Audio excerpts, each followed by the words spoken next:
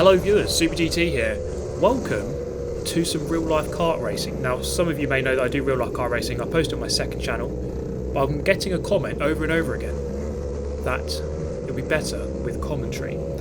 So I post it on my second channel without commentary, but for the first time ever I'm going to talk over my real life kart racing. And well, let me know your thoughts. Do you like it? Don't you like it? Let me know what you think. Okay then, so this is the race start, coming up to the grid, starting 27th out of 32. You're going to see just how savage of a start this is. Coming through turn 1 and 2, typical Forza lobby here, 4 people already passed.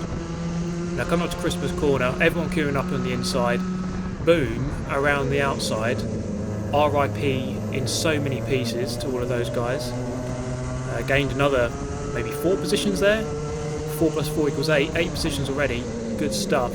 Coming down towards the hairpin. And it's getting a little bit more angry here. Another position gained. More anger being vented. Another 2 positions gained. This is absolutely brutal. We put the AI on very easy. And we're making our way through the order at a rapid rate. So many of you might be wondering why you're starting 27th. Just qualify better. Well, we have 2 heats. And one of them you'll start near the back, one of them you'll start near the front, or 2 in the middle. So basically if you start pole position on one of them, you start last on the other. So on this one I started 6 places from the back, so on the next one I'll start 6 places from the front, and then you average up your results, and that decides your place for the final. Okay, coming up to Christmas corner once again, there's an altercation between Ed Bars and someone else, and I go past another 4 karts there, maybe more.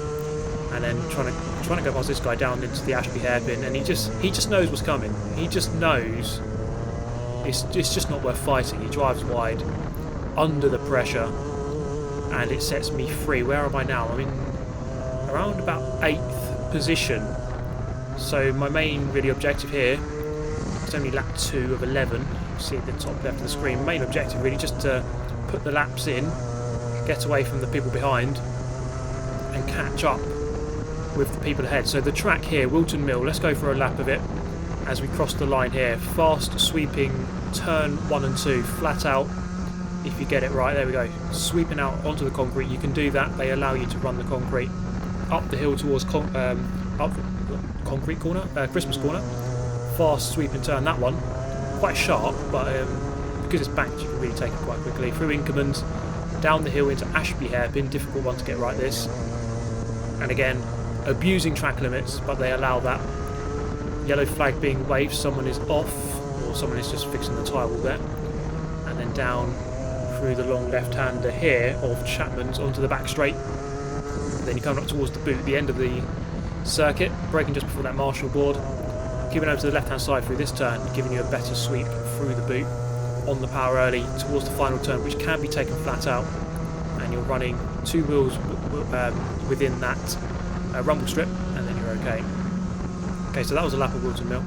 That was lap 3, on to lap 4, and you can see just how much I've gained on the group ahead. You can see 1, 2, 3, 4, 5, 6, 7, 8. Yeah, I'm 8 at the moment. I'm just counting the karts ahead. So another quick maths lesson for you.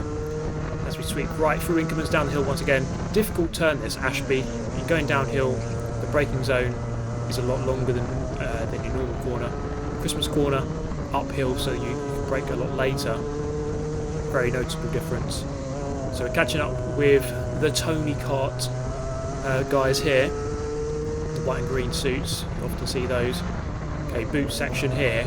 Now I'm just analysing the group ahead because you can see they are fighting for sure. The top 2 have gained a little bit there. You see them just going under the start finish gantry right now. So right onto the back of the Tony Kart suit. He's looking behind, he knows I'm there. 100% is aware of my presence. Is he going to defend the position as we come up towards Christmas corner? This is the best overtaking opportunity on the lap. He is looking behind, he goes semi-defensive. I wasn't really close enough. Could have gone for a savage lunge. I think better of it and try to get a better line through Inkerman. Going downhill, he actually points through. He points me through there. So probably the best thing to do, you know. No point resisting. Just let it happen. And we can both get on with our day. So I put my thumbs up there. Let's work together to catch up with this group ahead. There's no point fighting because there's definitely positions to be gained. at this point of the race. It's only lap 5. There's no point in fighting on lap 5. We might as well just work together. We can still go through the majority of this group, at least, and gain a couple more positions. So, coming up pretty much towards halfway into the race. It's gone fairly well so far. 27th to 7th at this point. 20 positions gained.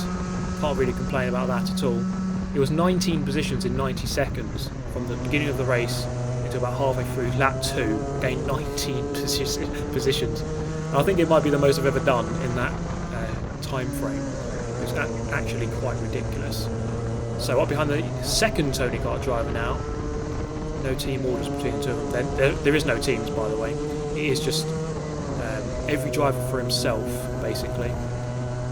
Well, I mean, you can just punt off your enemies if you want and help your friends. It's up to you, but for me, just overtake everyone. Everyone's equal. I overtake them all equally. Anyway, coming towards the final turn. Two guys up ahead, side by side. The blue suit is going to go wide. Tony Kart is going to go through, and I'm going to follow Tony Kart through around the outside of turn 1. Gives me the inside for turn 2. Get the job done there. Might be on the back foot coming up the main straight, or sorry, the back straight, as I didn't get the best of runs.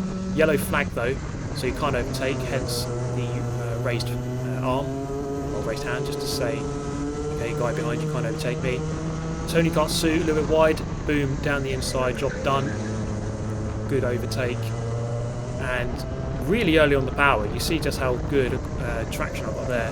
Up the inside into the left-hander of Parker, get the job done. 2 positions, 2 corners.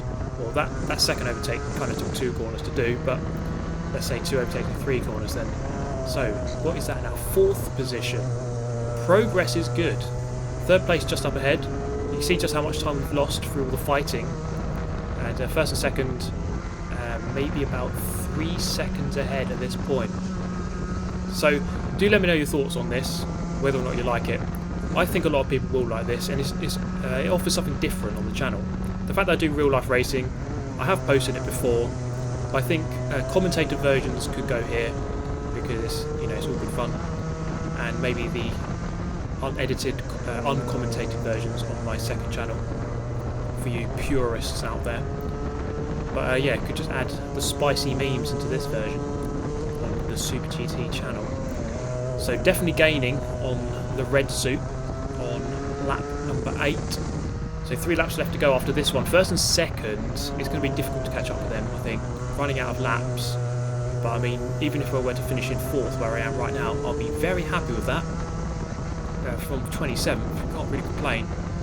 Normally from there, from 27th, the race is 10 minutes long. From that kind of distance, or that kind of position, if I were to gain 15 or more than 10, I'd be happy.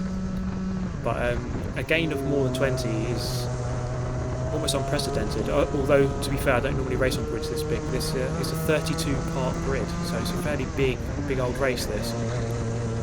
And I sense them gaining. There was some gaining on that lap. You see the 1st and 2nd are getting closer up ahead, as there was a test driver getting out of the way there. Up the inside into Chapman. Good move. And I'm on the back foot. When you go past someone, you're on the back foot coming out normally.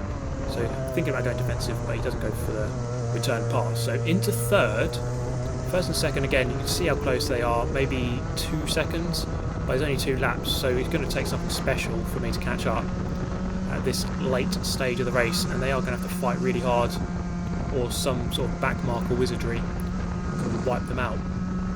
Something along those lines. And there are some backmarkers, you can see them. So you've got the 2 cars directly ahead, the 2 I'm fighting with, and then some guys up ahead. So there are backmarkers, and if it's anything like a Forza lobby, it's a guaranteed murder of at least one of the top 2 here. So we'll see how this one pans out. So there's no ghosting in real life, of course. If you can harness sort of the ghosting technology, then well, that's some sophisticated stuff you've got there. But no ghosting in real life, unfortunately. So you do have to actually overtake back markers, and there's no blue flags either. So they probably, or they might not be aware. And coming through the final turn, there is some sort of altercation between this black suit driver. I think it's Jamie Henderson there. Yeah, Jamie Henderson in the white and blue with his hand raised, obviously not happy with with how that one's panned out. He's lost the lead, in fact. So the back marker between us now, although definitely getting closer to the top two, but it's on the final lap now. It's not going to be enough, I don't think. So I'm going to go for a savage lunge. Look at this, dive bomb of the century. Get the job done. Here's a back marker. He has no rights, basically. So I just do what I want. Just savagely lunge him. And if he fights back, well, you're a back marker, mate, so get out of the way. So coming through Parker for the final time, sorry, Chapman for the final time. Jamie goes for the move there into the boot, and it didn't quite pay off. And you see just how close I get here through the boot. He's looking behind, he knows it was quite close.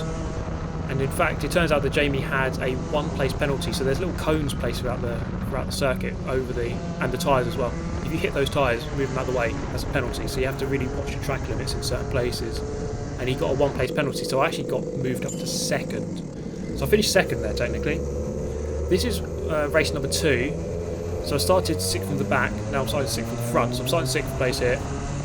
Into turn 1, up behind James de Havilland here. Through turn 2 then gives me the inside here.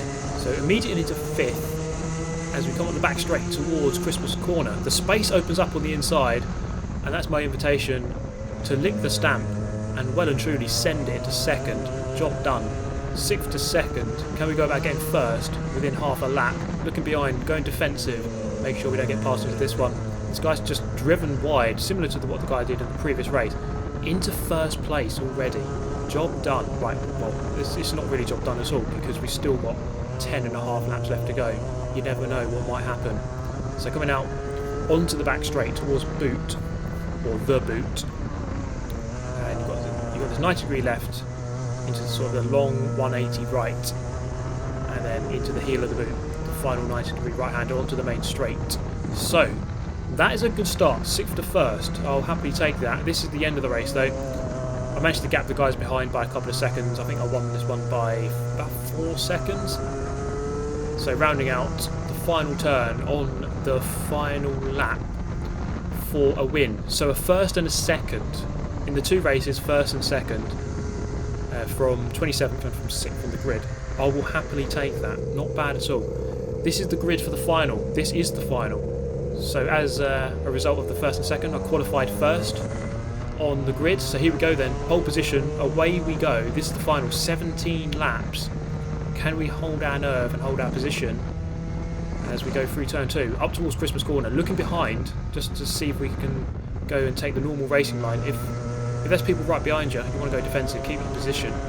If there's no one right immediately behind you, then you can afford to just take the normal racing line and try to get away on this first lap. Typically trying to take the Sebastian Vettel of 2011 approach, where you just clear off into the distance out of the DRS range on lap 1. Not that there is DRS in these karts obviously, but think of it like that basically. Okay, so lap 1, kind of similar to the previous race, just trying to get the job done early and just make as big a gap as possible, as early as possible.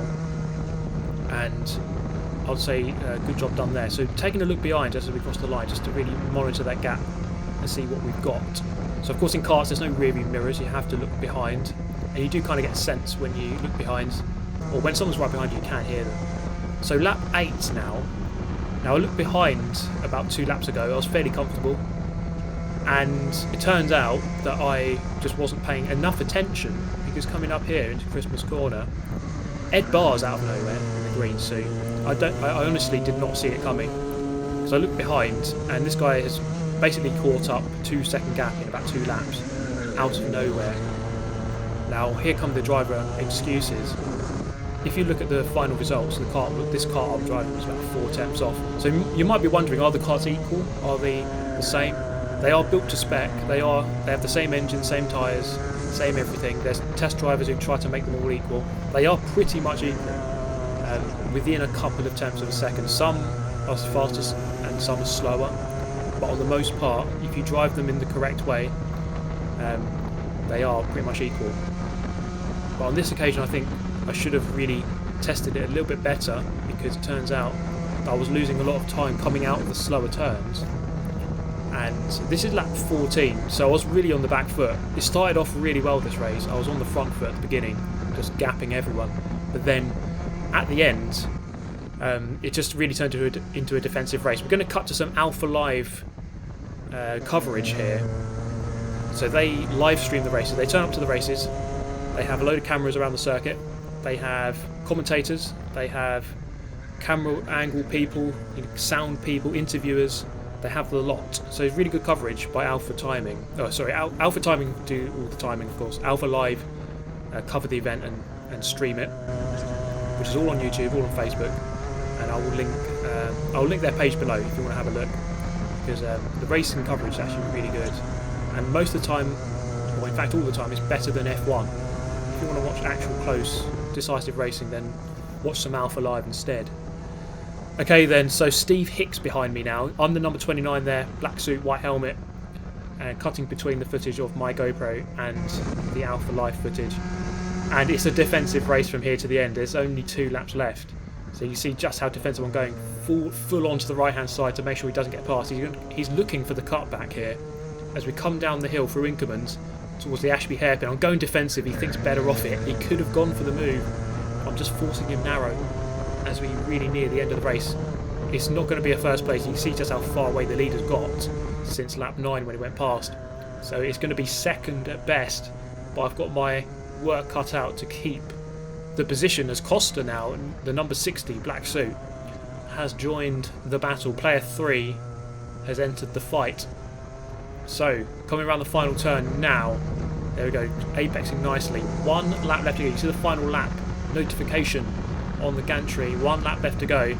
Have to go fully defensive for one last lap of Wilton Mill, and again fully over to the right hand side. You are not coming through on the inside. Costa up the inside of Steve Hicks.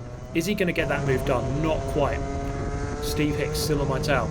Coming down into Ashby, the defensive once again, making sure they don't go up the inside, and really on the back foot here. Only a few overtaking opportunities left. Through the left of Parker down towards Chapman for the last time. They don't go for the move. That is a good overtaking opportunity if you get it right, if you set yourself up right. And again, looking defensive, you can see just how many times I'm looking over my shoulder to see exactly where they are. Coming through the boot for the final time, and that should be job done as we come around the final turn. And it's going to be a second place in the Graduates final. I'll take it. I'll happily take a second. Well, I won't, because I'd rather win. But given how hard that was at the end, I'm glad I could keep them behind. And it was a good battle there with Steve Hicks. So, really pleased with the racing overall. A first, a second, and a second. It's a shame it couldn't be a first in the final, but it was good fun. And the savage overtaking of the first race was good fun as well. But that is it from me. Let me know your thoughts on the racing on the video. But yes, I'm racing Club 100 throughout the season, so there is plenty more footage to come. But that is all from me. Thank you so much for watching. I'll see you next time. Goodbye.